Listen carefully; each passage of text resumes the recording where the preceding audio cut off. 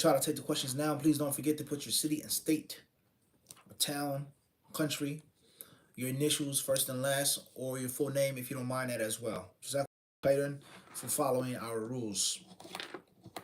Please keep an eye out, inshallah ta'ala, for the Disciples Primer, which will be released and available very soon.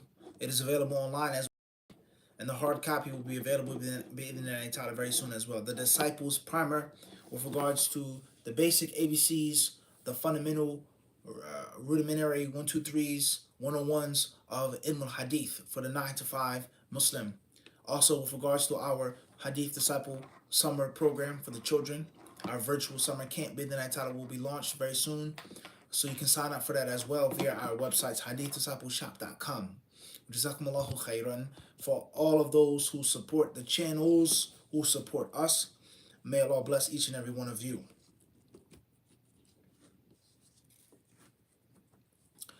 The first question is coming from London, UK. Initials AM. Is it permissible to say Lord have mercy, or is it imitating the Christians? Well, obviously the meaning, Lord have mercy, is nothing wrong with that. May Allah have mercy on me or on someone, there's nothing wrong with that. The meaning is sound Islamically. As far as is it imitating the Christians, then in the manner in which they say it when something happens, Lord have mercy, then I think the answer is pretty self-explanatory. We have been taught, and the example has been given for us to say, Subhanallah, Subhanallah, Hasbi Allah, Hasbunallah wa ni'mal wakil, La hawla wa la quwwata illa billah. However, if a person said it, the meaning is sound. But in that manner, how they say it, and disregarding or neglecting the Islamic substitution for that, or substitute for that, be avoided. Wallahu ta'ala alam. Why from London, UK? But I'm from London, but staying in Birmingham for 2 weeks for work. The closest mosque to my hotel combined Maghrib and Isha at the time of Maghrib. I want the reward for praying Isha at the masjid in congregation. What shall I do? Well, if you're going to go pray Maghrib with them. Whether you believe that people should or should not make the Maghrib or combine the Maghrib because of the late times, that's a different issue. But pray with the Jama'ah. Whether it is a Sunnah Nafila that you make your intention, or whether you make Isha with them, pray with the Jama'ah. As far as if you want the rewards of making the Isha, pray Maghrib, go home, come back. Maybe other people will be at the masjid as well. I don't know the situation there. Wallahu ta'ala alam. Question is coming from MM, Ontario, Canada. How can I help my drug dealer little brother get on the deen? Make dua for your brother. Allah is the one who controls his heart. His heart is in Allah's hands, subhanahu wa ta'ala. That's first and foremost. You, me, no one can do anything unless Allah wills. So you got to pray to Allah. You got to ask the owner to guide your little brother and to protect your little brother. Secondly, I would say, ask yourself or sit down and try to figure out why your little brother is selling drugs. Is he selling drugs because you used to sell drugs, which is very common? My big brother did it, so I did it. Is he selling drugs because his father used to, or his mother used to, or his cousin or uncle? That's the very first step, is to figure out why he's selling drugs. Is he selling drugs because he needs money? Is he selling drugs because he's depressed, because he's bored, because of his friends? You got to get to the root cause of the problem. Once you get to the root cause of the problem, then you need to attack it aggressively, like cancer. You have to go right at it now. If I used to sell drugs, all right, no doubt. I know you're going to say you can't talk. You used to do it. You put me down. I idolized you. I looked up to you. I found your gun, all right? Or under the seat in a car, you know, I found your stash of drug, you know, your pack or your money, so on and so forth. And you, I'm doing it because of you. No problem. You have to accept that. You're right. I was a bad brother. I was misguided. I was lost. That's messed up. You're right. I shouldn't have done that. But I'm telling you right now, as my little brother, that I've been there and I've done that. I'm telling you right now, it's not a pleasant ending. It's not a happy ending. The streets have never, ever been defeated, ever. The streets have never lost a fight. You're going to end up dead, in jail, shot up, stabbed up. You're going to end up in a situation that you can't get out of. You're going to end up, if you can have walk away with your life with tremendous scars, they're going to stay with you for the rest of your life. Stop while you still can. Stop while you have a chance. Be better than me. I was there. I saw it. I suffered. I was in that lifestyle. I'm telling you right now, get out of that lifestyle. It's nothing fun about it. It's nothing romantic about it. It's nothing cool about it. That's not being real. You ain't keeping it real by disobeying Allah. And there's nothing that's being real is not being around a bunch of people that are going to forsake you when the heat and when the pressure falls on them. So tell them, all right? But after you acknowledge the fact that you were wrong and that you misled him, do not act like an angel or holier than thou like most of us do. All right. And oftentimes I think when you take that approach, it has a bigger effect. When you keep it real with your little brother or your daughter or your son, instead of, oh no, don't worry about me. Do as I say, not as I do. All right. Secondly, if it's an issue of money, all right, give him money. Get him a job. Employ him. You understand? If it's an issue of status or friends, you got to explain to him the reality of their lifestyle. Now, of course, it looks nice. It looks fun. You know what I'm saying? You know, on TV, you know, you get to hang around people that you like all day. You sell drugs. You carry around guns. You do this. You do that. You do that. You know, girls, money, clothes. It looks fun. But trust me, it's not going to be fun. Because if you're selling drugs, it's nothing but a matter of time before violence comes. Violence and drugs are intertwined. They're inseparable. And those bullets, when they whiz past your face, they don't have names. As a poet said, a famous poet, huh? He said, bullets don't have racism. Bullets ain't huh? He says, they only hate you. Bullets, they don't have names on them. They don't care about black, white, big, small, Muslim, non-Muslim. They don't care about none of that. So when people start shooting you out there, you might get shot for somebody else's drama, for somebody else's beef, somebody else's quarrel. Ain't got nothing to do with you. You get what I'm trying to say? Or I'm done, I'm quitting, I'm out. Then people come around the corners, they start shooting at you. So you live in that lifestyle, and nobody laughing when you get shot up, when you lose your life. Everybody out there with the, the teddy bears and the glass bottles and the candles and the roses, and it's not fun. It's not fun when people die. It's not fun when people are paraplegic. It's not fun when people can't feel their legs. It's not fun when the doctors tell you you'll never have sex again. You'll never, ever be able to play basketball again for the rest of your life. It's not fun anymore. You'll never walk again. Nobody's laughing and smiling anymore. Do you realize this? So just be mindful of the problems that come. When you get 20 years in jail, 10 years in jail, life in jail, nobody's laughing, nobody's smiling. Those, pretty cute girls that hanging around you, this and that, when you up away, they're gone. They're with somebody else, right? When you in a hospital bed lying with bullets all in you, the women is not going to be there for you. Those people is not going to be there keeping it real with you, having fun. So you have to tell them about the reality of that life. And it's better to be a square. It's better to have a 9 to 5.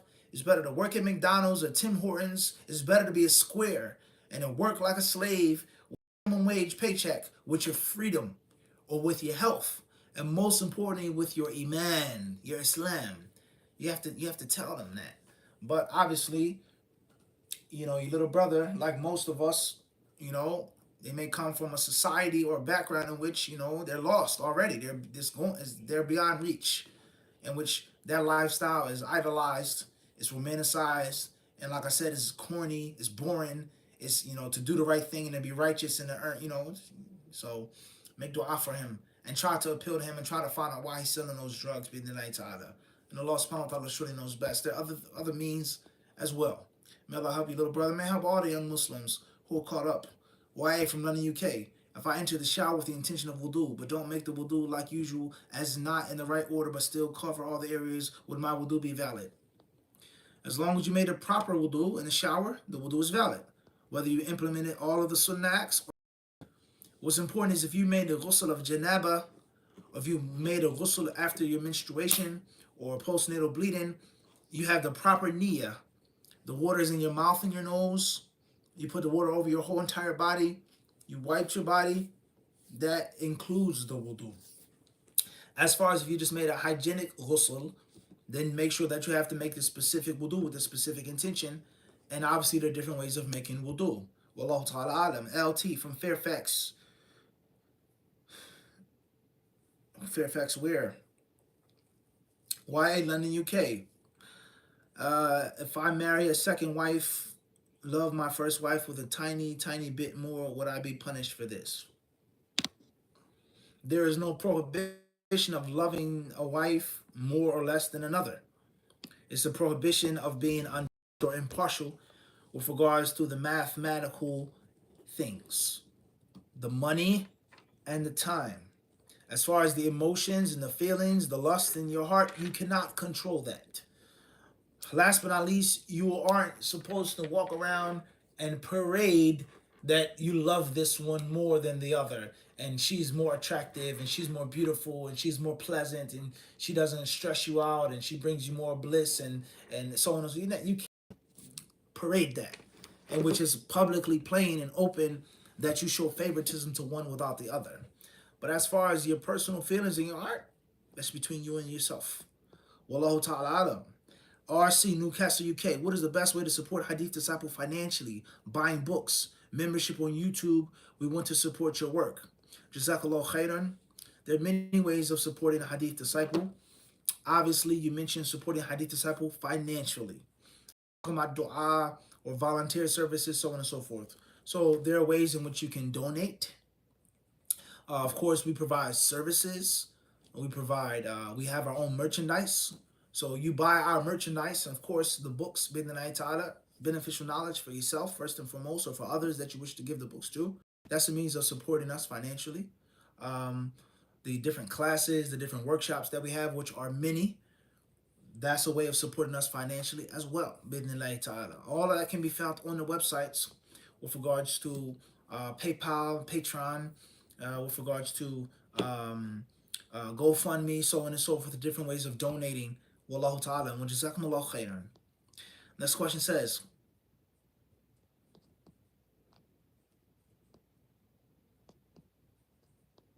Amen, from Ontario, Canada. What is the cut time of Salat al-Duha? I've heard different opinions regarding this.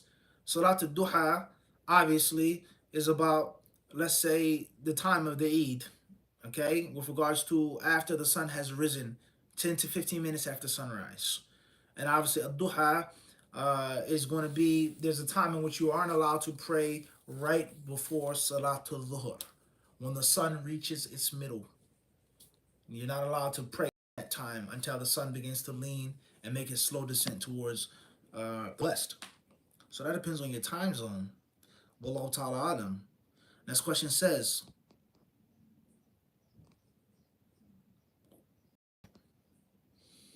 IA, Amsterdam, the Netherlands. My father passed away recently. May Allah forgive him his sins. But my mother heard from an imam she can talk to the grave to my father. Like, how are you? Is this allowed? May Allah have mercy upon your deceased father. Ameen. As far as speaking to someone who's in the grave, the scholars of Islam, first and foremost, they differ on whether the dead can hear or not. Can the dead hear the living or not? That's number one. Number two, there are some scholars who say that there's no prohibition of speaking to someone who's dead at the grave, visiting the grave, asking them for help and assistance, making dua, istighatha, total different discussion. Wallahu ta'ala. So with that being said, what that imam told your mother isn't baseless. Whether that's right or wrong, the strongest view or not, it isn't made up. It isn't baseless, okay? Now, last but not least is, please advise your mother to be careful. Obviously, when you lose your husband, you lose a family member, you're at a vulnerable state. You're at a very vulnerable state, so be careful, be mindful. And may Allah make it easy for your mother. Ameen. AA from London. Assalamu alaikum. Can I please get your advice on a situation where if I stretch the truth a little, I would be able to attain the home which would help in getting married? Stretching the truth, white lies, quote unquote, these different things, a fib, a harmless lie, so on and so forth, they should be avoided. That's the default rule. And a Muslim should be frank. A Muslim should be blunt. A Muslim should be transparent. A Muslim should be totally open and honest, 100%.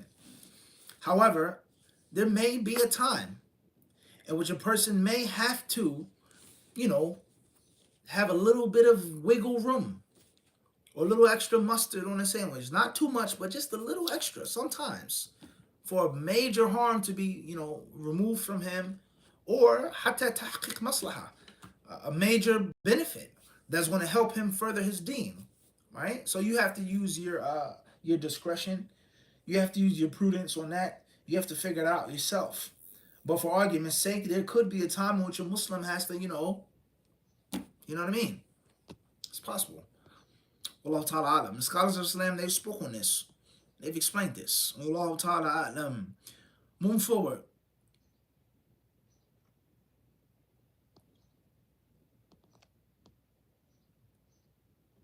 AH from London. Assalamu alaikum wa rahmatullah. What is the opinion on men wearing kuhl as adornment? Also wearing jewelry for men. There's nothing wrong with a man wearing kuhl. And kuhl has medicinal properties as well. That's first and foremost, and there are narrations regarding that.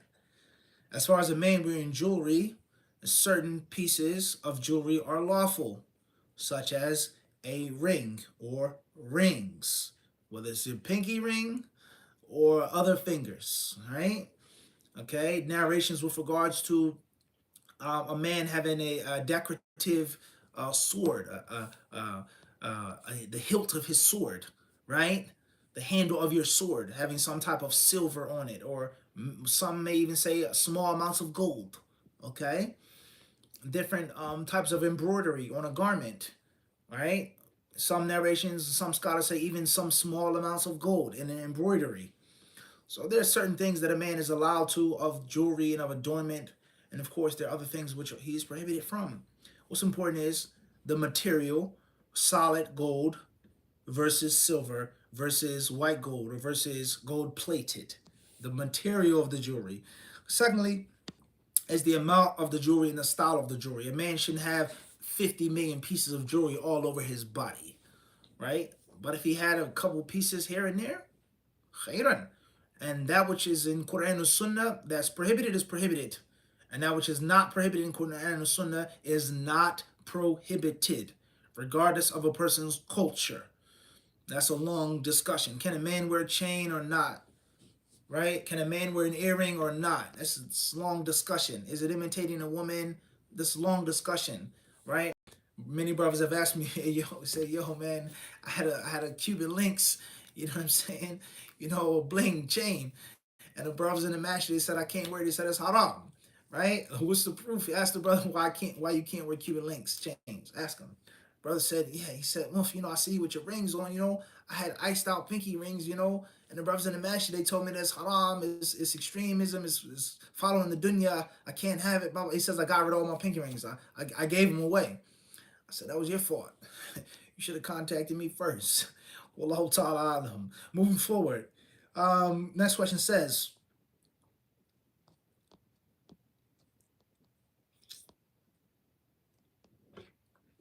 AJ from Cincinnati, Ohio. Don't forget the registration for the HadithDisciple Children's Summer Camp. Inshallah ta'ala. Jazakumullah khairan for your support. Hopefully be very beneficial for all of our children this coming summer. AJ, Cincinnati, Ohio. Assalamu alaikum mufti. When a masala is discussed, Imam Ahmed tends to have two contradicting opinions. How the Hanabila scholars of choose which one is the madhab? Jazakallah khairan. King Jallo, barakallah fiqh. Imam Ahmed, first and foremost, you gotta have a little bit of history, a little bit of background. Imam Ahmed wasn't originally considered a faqih. And what I mean by that is not that he didn't have fiqh, of course, all of those hadiths that he knew, all of those ulama he studied with. But what I mean by is faqih is a traditional jurist, like Malik, Shafi'i, Abu Hanifa, a one who was specializing and focusing and busying himself with fiqh and with qiyas and with allowing his students for writing down his opinions and formulating and systemizing the madhab, etc. Imam Ahmed never allowed that. He would forbid the people from writing down what he said. So for years, Imam Ahmed was never considered to be among the four imams, right? Most of the people, they considered Imam Ahmed to be from Ahlul Hadith, and that's it. And he was never considered a traditional faqih like those others, even though no doubt he had fiqh, tremendous fiqh. But he wasn't considered to be someone who was, just a jurist, a fiqh doctor like that. So that's first and foremost. So some of the issues with Imam Ahmed's madhab and Imam Ahmed being quoted in his madhab being quoted, some books you won't find him mentioning his opinion. And this is one of the reasons. And obviously this is a virtue of Imam Ahmed. All right. He wanted the people to respect the hadiths, to respect the athar, to stop. Khalas. There's no need for no explanation. There's no need for no commentary. It's no need. This is what the Prophet said. That's it. Do it. Is it haram? Is it makruh? Don't do it. Bottom line. That was Imam Ahmed's position. And obviously Allah, He put barakah in Imam Ahmed's time and his life and his students and his disciples because of that pure ittiba. That's first and foremost. Secondly is, Imam Ahmed rahimahullah ta'ala obviously was a disciple of Imam Shafi'i rahimahullah. So Imam Shafi'i's madhab, a big part of it is found in Imam Ahmed's madhab. All right? Overtake some adjustments, some evolutions, some trimmings, so on and so forth. Many Shafi'is, they said Imam Ahmed's madhab is just Shafi'i madhab with a little bit of, things were truncated, cut or trimmed, rounded off, added, so on and so forth. That's first. That's secondly. Thirdly is Imam Ahmed, he was, inshallah ta'ala, he was a person of the dalil. And he was a man of study. He continued studying. And he never became stagnated. He never became complacent. He always would study. And if he always studied, he changed his opinions. He felt differently when he read this, and when he studied this, and when he met this one, and when he heard this narration, and when he thought about this athar, so on and so forth. So he changed his ijtihad. And there were different students who met him at different times, who studied with him at different times. And that is why he changed his different opinions. Everybody clear on that? Fourthly, what do the Hanbalis do to make the actual madhab, the mu'tamad? Some of them, obviously, if there's no Imam Ahmed said the same thing every time, then khalas. Also, Imam Ahmed, he may not have said something about an issue, but there's proof and evidence to support that view. إذا صح الحديث فهو مذهبي, Shafi'i said, and that was the attitude of all of those imams. So they may say that this is the madhab, even though Imam Ahmed never said nothing about it. Another possibility is the fact that they may take the strongest student's narration, such as his son, Abdullah. What did his son say from him? His father, he was with his father all of the time. Or Salih, his other son. Or Imam Abu Dawood, okay? And the different A'imma who narrated from Imam Ahmed, all right? Marwazi, Marwazi, so on and so forth, right? The different ashab, mulazimun, those who stuck with him, those who knew him better than others. So they say this is the mu'tamad. And of course there are other influences as well, such as the opinion of Imam Ahmed that goes with the authentic hadith, the narration that's passed down from Imam Ahmed that goes with what the Sahaba did and said, so on and so forth. There are different rules of why they consider this to be the mu'tamad. And last but not least, the Hanbalis themselves, just like the other Imams, they differ on what is the mu'tamad of the madhab. And this, as we've said many times before, it destroys the illusion and the fallacious mirage of simplicity and ease and bliss within madhabs. That once you study a madhab, everything becomes simple and easy and mashallah, and that's it. That's a lie. That's a shameless lie that those madhabites spread. When you study a madhab, you'll find a great amount of differing of the scholars of one madhab themselves. Imam Abu Hanifa, rahimahullah ta'ala, he says something, Abu Yusuf says something else. Muhammad ibn Hassan says something else. Zufra says another thing. Qadi Khan says this in his fatwa. This Imam, this Mufti of this empire. So oftentimes you're just reading one, the Hanafi madhab your head is spinning. Shafi'i, Qadim, Jadid, Nawawi, Buwaiti, Imam Haramain, so on and so forth, blah, blah, blah, blah, blah, right? Shirazi, etc., etc. Your head will spin. All right? Maliki, Imam Malik never even said this. The Malikis of Medina said that. The Malikis of this country said that. The Malikis of North Africa held this view, so on and so forth. All right? Let alone Hanbalis. Ibn Taymiyyah says a thing. All right, Al-Ba'li says a thing. Right, Ibn Qudama says a thing. Ibn Aqil says a thing. Ibn Funan and Funan says a thing. So anyone who studies the advanced levels of madhabs, he knows is that there's a great amount of differing with madhabs. So it is doesn't mean that everything is easy and simple, and there are levels for everyone inside the madhab and levels outside of the madhab. All right, so there are different ways that the scholars determine what is the mu'tamad, and oftentimes they keep fighting, and there is no absolute mu'tamad of what is the correct version of Imam Ahmad's madhab. And of course, don't forget the madhab al-Hanbali does not mean that that's the madhab of Imam Ahmed. And many people they make that error concerning fiqh, let alone aqidah issues. They say these what the Hanbalis did. The Hanbalis made ta'wil, blah blah. That is not what Imam Ahmed did. Imam Ahmed did not do that. 400 years later, somebody came along who said he was a Hanbali who did that, and it became popular in Baghdad or became popular in Palestine. But that doesn't mean that's what Imam Ahmed did in the 3rd century. All right, so you got to use your head. You got to use your head. Wallahu ta'ala alam. Moving forward. Next question says,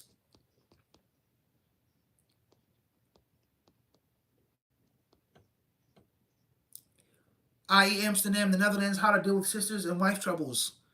Even the mother is also involved. May Allah bless you and keep you doing this amazing work. Ameen. Jazakallah khairan.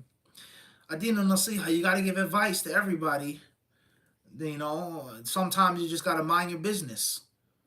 And that's a big problem that we all have, minding other people's business. Family issues. You know, oftentimes your mother-in-law, your sister-in-law, your father-in-law, they're suffering from dysfunctions when they were younger. They're suffering from problems within their family dynamic. They're suffering from dysfunctionality. They're newsy or nosy or jealous or envious. So there are many things that are needed to cure these problems. I think one of the things that we need, and Allah knows best, is for people to be taught properly and reminded of what the basic teachings of Islam are. And from the basic teachings of Islam is to mind your business. From the basic teachings of Islam is when you see something that you like to say, MashaAllah, La hawla wa la quwwata illa billah, La quwwata illa billah, Tabarakallah. Don't be envious, don't be jealous. From the basic teachings of Islam is to make dua for Allah to give you better or similar. From the basic teachings of Islam is not to interfere with people's personal lives. From the basic teachings of Islam is to enjoin the good and forbid the evil. From the basic teachings of Islam is to give advice, and advice is not badgering and harassing a person and being a control freak, micromanaging other people's lives and what they do. That's a big problem that we have in our homes. May Allah help us all. NA from Orange County, California. If you hear a Muslim mock the Quran or the Deen on multiple occasions, would it be fair to label them a munafiq, or more investigation need to be done? No Muslim is going to mock the Quran, period. It's impossible. No Muslim is going to mock the Deen. It's impossible. It doesn't exist. No Muslim who has a sane mind is going to make fun of Allah's book. Impossible. The person is not a Muslim. No Muslim is ever going to make fun of the Quran or make fun of the Deen. Making fun of Muslims, that's a different story. Talking about things that they don't understand or know, that's one thing. But to outwardly make fun of the Deen, no Muslim is going to do that. Wallahu alam. SL, London, UK. If females are obliged to travel abroad with family, if she will be alone at home. Is a female obliged to travel abroad? I don't know what you mean by family. Your father, your husband, your mother? What exactly do you mean? Afin, Manassas, Virginia. Is AI art halal to have made and use? It depends what that art is and what they're making, what they're creating. I.E. Rabat, Morocco. Assalamu alaikum, Mufti. What's Islam view on lucid dreaming and practicing it? Allah surely knows best. What's important is exactly what you mean by lucid dreaming. What do you mean by that? You have to explain exactly what you mean. Not the term, but what's meant by that. What is a person doing? Making himself have a dream, inducing a dream, fantasizing about a thing when he's awake, so on and so forth, interpreting it. It depends. Wallahu alam. Moving forward. No name, no initial. UI, Manchester, UK. If you wear niqab and gloves everywhere else, will I be sinful for not wearing it at work? I work from home. I'm not sure I'll be able to keep my job. Jazakallah khairan. Fear Allah the best way you can. Fear Allah the best way you can. If you have to have a job, you have to support yourself, and you can't have a job with a glove and a niqab, fear Allah the best way that you can. Make istighfar, give extra sadaqah. If you can wear them, or you can get another job and you can keep them on, then of course that's what you should do.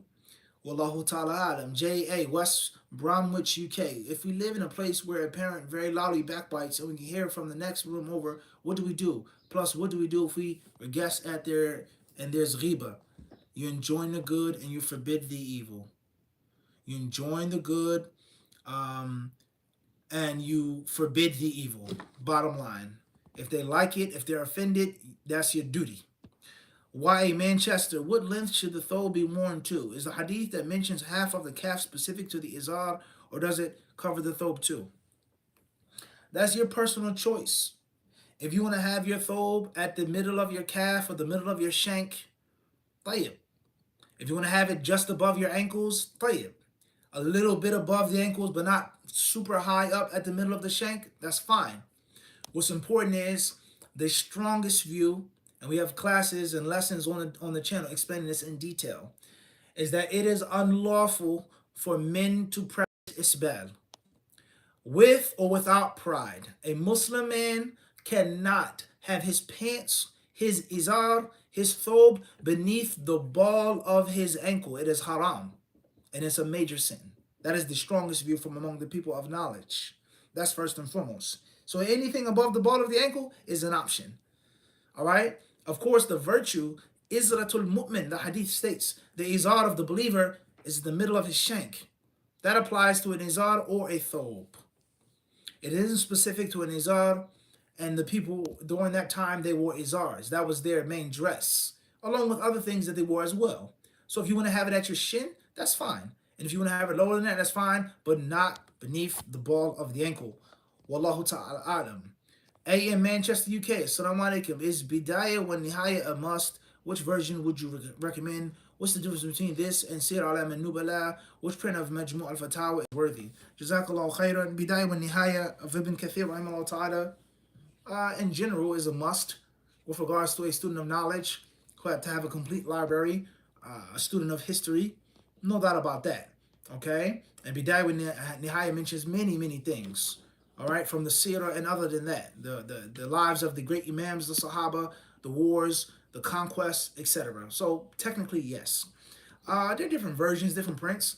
If you had the ability to get Abdul Muhsin al-Turki's tahqiq, then that's best. Bi-idhnillahi ta'ala. Wallahu ta'ala alam.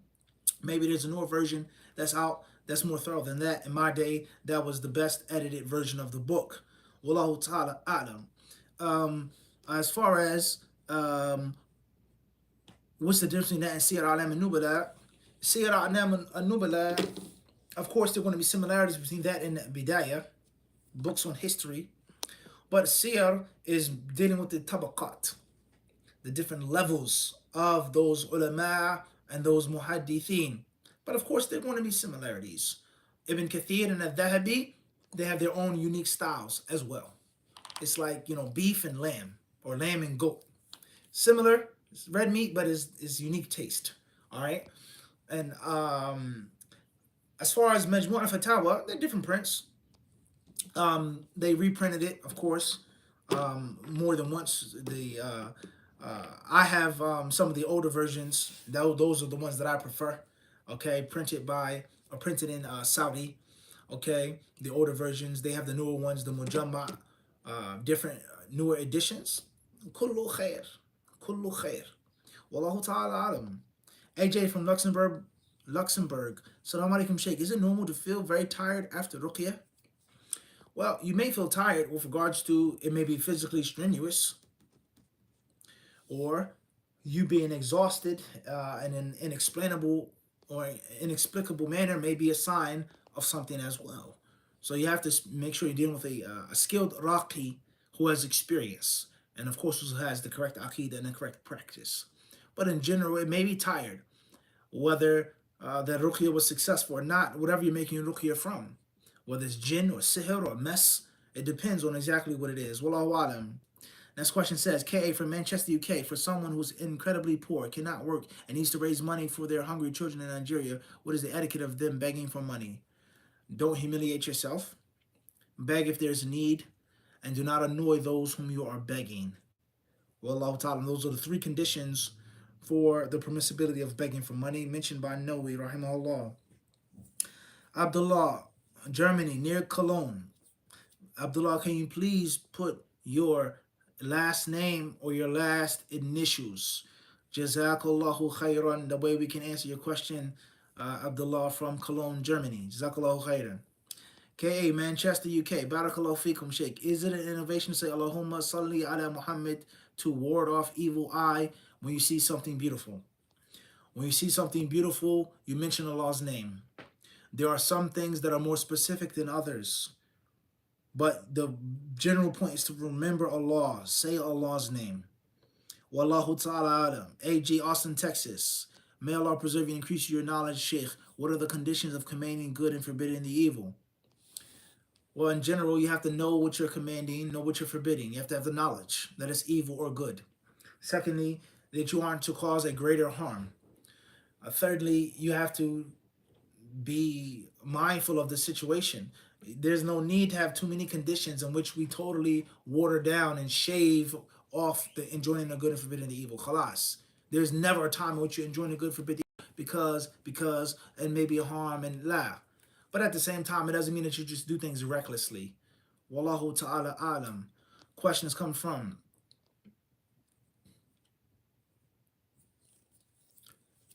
Muhammad, Dublin, Ireland. Please mention your last name or your last initial. Jazakallah khairan. Peace to all disciples in Ireland. CA, Ontario. If I follow the opinion that Niqab is Sunnah, but my parents orders me not want to wear it for safety reasons, should I listen to it or still wear it? Obey your parents as long as it isn't haram. As long as it's not haram, listen to your parents. However, you have to encourage your parents that wearing the niqab isn't going to protect you or bring harm to you. It's a piece of clothing.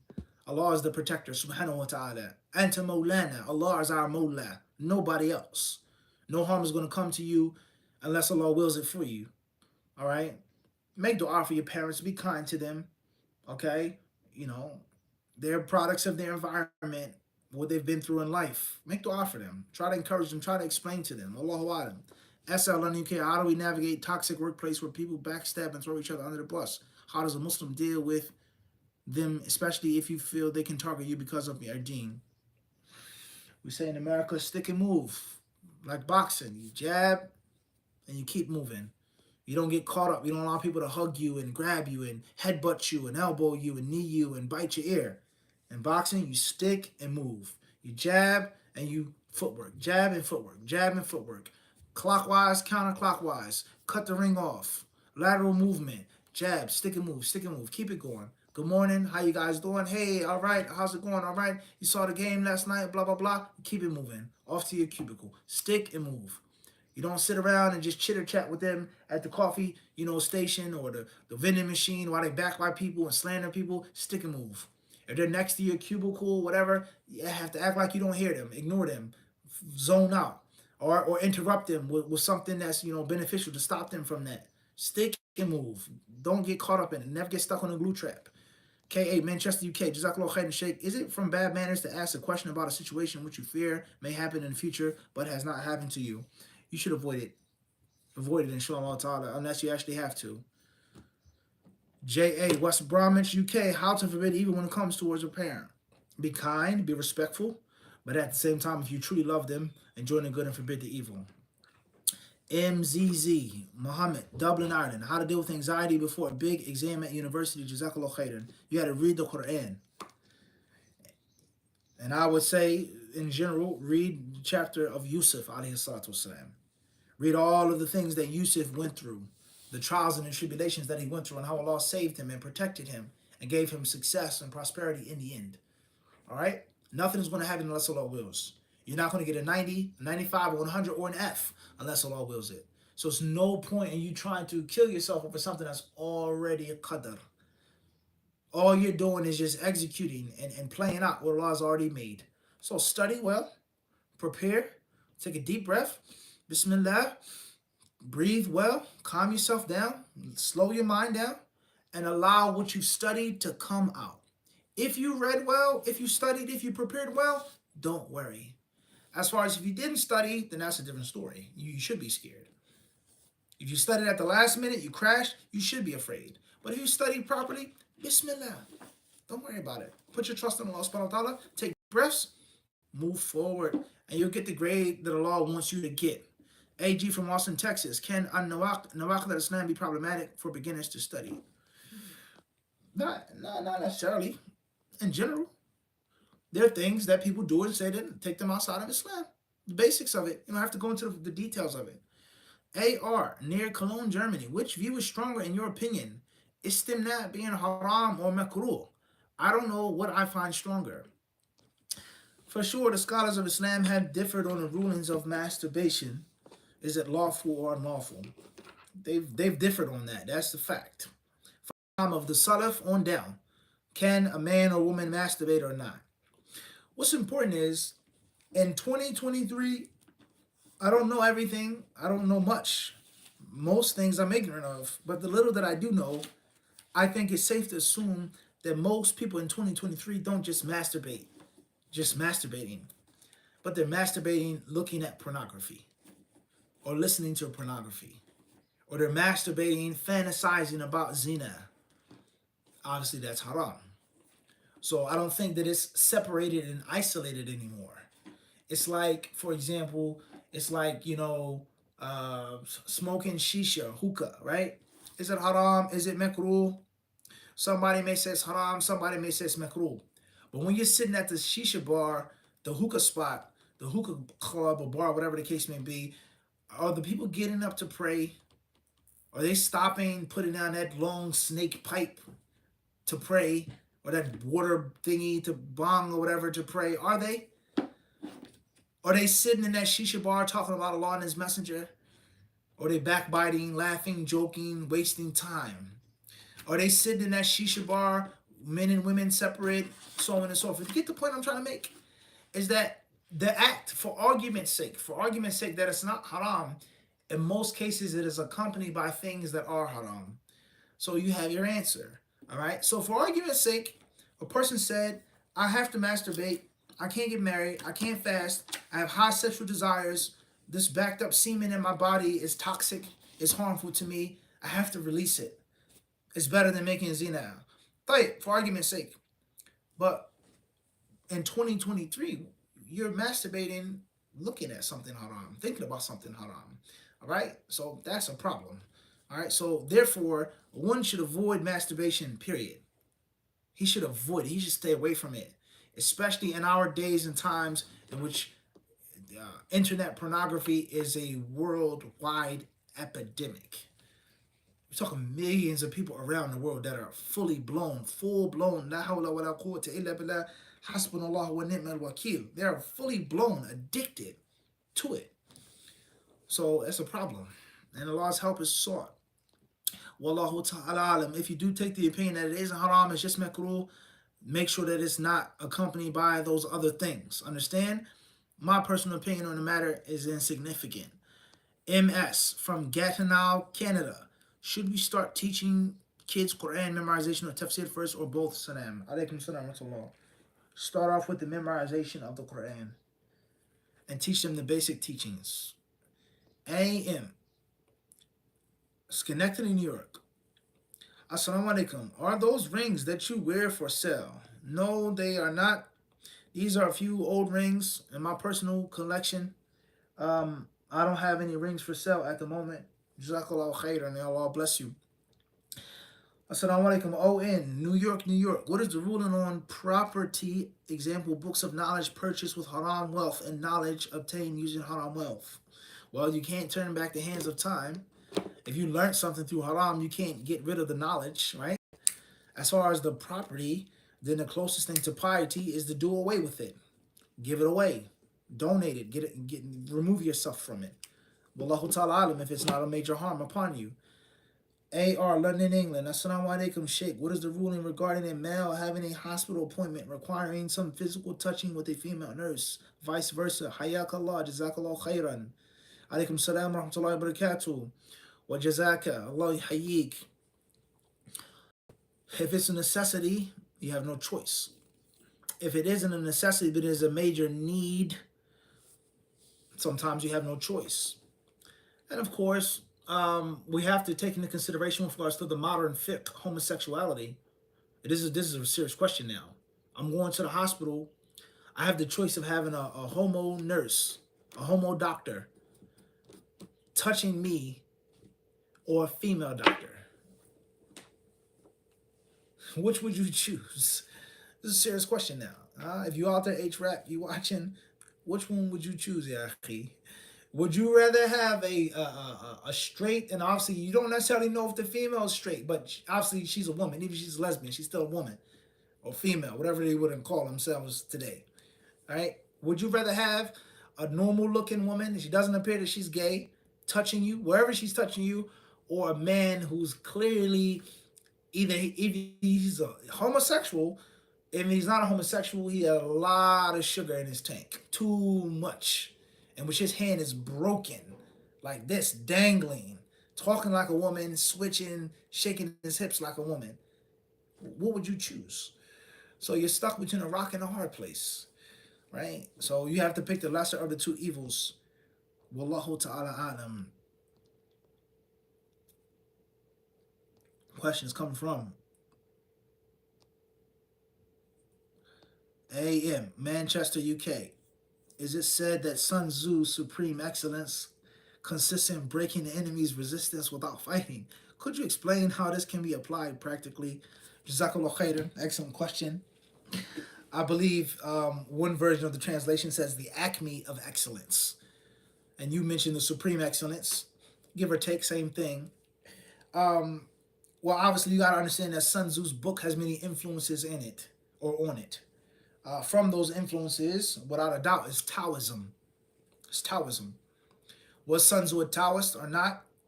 Is Taoism a religion or spiritual way? What's important is that for sure there are influences of Taoism on Sun Tzu's work. All right, and many people they misunderstand Sun Tzu's book. First and foremost, is you got to understand is that Sun Tzu wrote the book for the sovereign. He wrote the book for the king, for the emperor, for the son of heaven. He didn't write a book for other people, other readers, but he wrote a book directly to the sovereign. So what I'll say is that if a person wins without losing soldiers, without losing resources, without orphans and widows, without the destruction of a town or a city or a country, without going bankrupt, whether that is through espionage, whether that is through them capitulating, them defecting to your side, however you obtain the key to the city without having to destroy the city and throw your men along the walls of the citadel like ants, then of course that's best. Of course that's the acme of excellence. And the Quran teaches us about when they want to make peace, and if they submit, and if they stop fighting, right? And the purpose of it is for Islam to be dominant. So there are many parts of the world in which there was no conquest, there was no fighting. They accepted Islam peacefully. There was no need for anything. So of course that is the acme of excellence. That's the pinnacle. That's the top. If we can achieve it without bloodshed, you know how much money costs. You know how much it costs to fight a war. Do you know how expensive it is? Do you know how governments have become bankrupt because of wars that they fought? And then they had to turn around and fight another war to try to get the money back, and they never recovered. Do you know how many homes are going to be fatherless, husbandless? How many sons? Do you know how much resentment is going to be caused? There are a lot of responsibilities and problems that come from wars. So if we can win, if we can impose our will on our enemy and our opponent without that, then of course that is the acme of excellence. So a practical way of implementing this teaching of Sun Tzu and others would be learning how to break down your enemy without the need for bloodshed. I would say is the triumph of dialogue. Getting your enemy to understand. Sit down. The two generals, they meet up in the middle, like they do back in the day. Listen, man, why are we fighting? Don't you know this? We're the same people. We come from the same thing. We speak the same language. You have a different dialect. There's no need for us to be fighting right now. Blah, blah, blah, blah, blah, blah, blah. I started something. You come, you join me, you join us. You won't be humiliated, and we can conquer greater lands. Why do we have to fight? By speaking or explaining to the people, look, we never attacked your borders. That was a sabotage. Those people from this country, they blew up that pipeline. It was never us. It was never proven. right? So on and so forth. So sometimes you have to speak to the opponent or supposed opponent, and they may think something which isn't actual, which isn't factual. You understand? And of course, if you're actually talking to someone who's an adversary or an opponent, you can't talk with them. Like I said, sometimes you subdue the enemy without fighting, such as, for example, somehow, some way, you got to the enemy's arms. He can't shoot. He can't fire. Say, yeah, we took it out. We removed it. We had people in your country before you even took your planes off the ground. So just submit. Clearly, we have the upper hand. Just submit. Just give up.